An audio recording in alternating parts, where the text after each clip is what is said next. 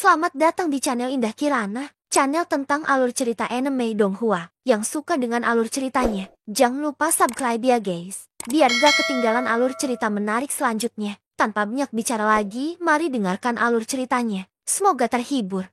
Bab ke-114.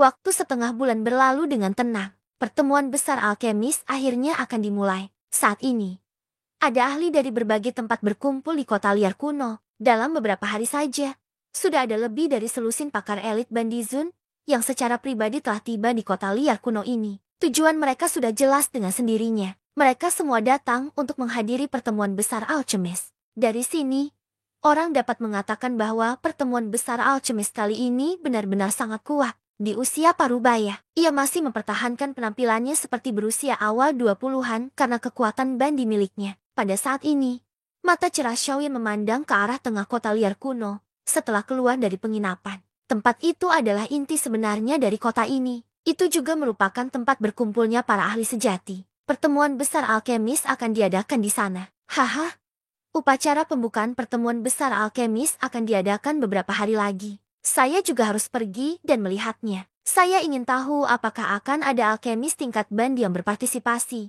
Jika itu masalahnya, itu akan sangat menarik. Sesaat kemudian, sosok Xiaoyan sudah sampai di kawasan pusat kota yang ramai. Pada saat ini, ada sebuah pavilion besar di depan Xiaoyan yang tampak seperti kuali obat. Pavilion ini adalah tempat pertemuan asosiasi alkemis di kota liar kuno. Mereka yang bisa masuk adalah alkemis yang sangat kuat atau tingkat tinggi. Di kota yang ramai seperti kota liar kuno, seseorang setidaknya harus memiliki kekuatan doseng jika ingin masuk ke asosiasi alkemis. Bahkan jika seseorang adalah seorang alkemis, seseorang harus memiliki kualifikasi untuk menyempurnakan pil obat tingkat 8 jika ingin masuk. Tentu saja, status seseorang sudah cukup jelas. Guru alkemis tingkat 8, tentu saja. Di bawah upaya keras asosiasi alkemis, tentu saja tidak ada orang yang berani melanggar aturan di sini. Lagi pula, menyinggung asosiasi alkemis sama dengan menciptakan musuh dalam jumlah tak terbatas. Tak seorang pun akan cukup bodoh untuk melakukan hal seperti itu. Di tempat ini, bahkan jika seseorang adalah kaisar setengah bela diri, bahkan jika seseorang memenuhi syarat untuk masuk dan meninggalkan tempat ini dan menerima penghormatan, jika seseorang benar-benar melanggar aturan ini, tempat itu, seseorang akan tetap menderita. Jeti, orang-orang di sini berperilaku sangat baik. Bahkan Xiaoyan saat ini tidak bisa menahan diri untuk tidak menghela nafas kagum pada klub emas ini. Alkemis memang merupakan kelompok yang sangat kuat. Begitu mereka bersatu, bahkan kaisar setengah terkuat di dunia luar pun harus patuh mengikuti aturan mereka. Sangat mudah untuk melihat betapa kuatnya para alkemis. Saat Xiaoyan masuk ke asosiasi alkemis, dia langsung dikelilingi oleh aroma pil seperti kabut tanpa kejutan apapun.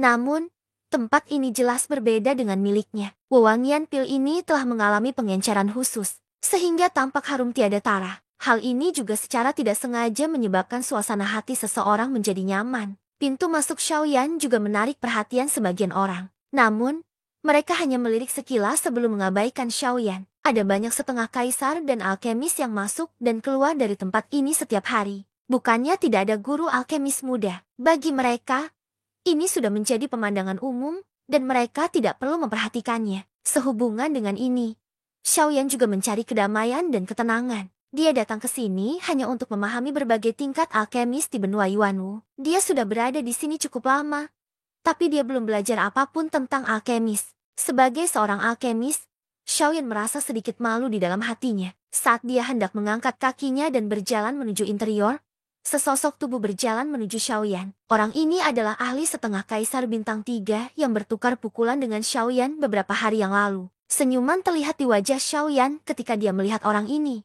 Meskipun lelaki tua ini memiliki temperamen yang buruk, dia tetaplah seseorang yang pantas untuk dijadikan teman. Jika Xiaoyan bisa menjalin hubungan baik dengannya, dia mungkin bisa membantunya dengan cara tertentu. Saudara Yan Xiao. Haha, saya tidak pernah membayangkan bahwa Anda juga akan datang ke sini. Oh, benar. Saya melihat Anda menggunakan itu dengan sangat baik. Api yang kuat tempo hari. Jangan bilang kalau kamu juga seorang alkemis. Sebelum lelaki tua itu tiba di depan Xiaoyan, suaranya yang kasar dan heroik sudah dikirim ke telinga Xiaoyan seperti gelombang gunturian sampai-sampai suara gemuruh tak henti-hentinya bergema di dalam tubuhnya. Xiaoyan dengan samar mengerutkan bibirnya. Karakter orang ini benar-benar tak tertahankan bagi Xiaoyan. Namun, Dia masih menganggukkan kepalanya sebagai jawaban. Ketika lelaki tua itu melihat bahwa Xiaoyan telah melakukannya, benar-benar menganggukkan kepalanya sebagai jawaban. Gelombang pujian lain tanpa sadar terdengar dari mulutnya. Tatapan yang dia gunakan untuk melihat Xiaoyan mirip dengan melihat monster. Di usia yang begitu muda, dia dengan paksa meningkatkan keterampilan alkimia dan kultivasinya. Ini sungguh mengejutkan. Saudara Yan Xiao benar-benar jenius. Dia benar-benar bisa disebut monster. Hahaha. Untuk bisa meraih prestasi seperti itu di usia yang begitu muda, Saudara Yan Xiao pasti mendapat tempat di pertemuan besar alkemis tahun ini. Siapa tahu, Saudara Yan Xiao bahkan mungkin menjadi kuda hitam di pertemuan besar alkemis tahun ini. Karena itu masalahnya, izinkan saya mengucapkan selamat terlebih dahulu kepada Anda.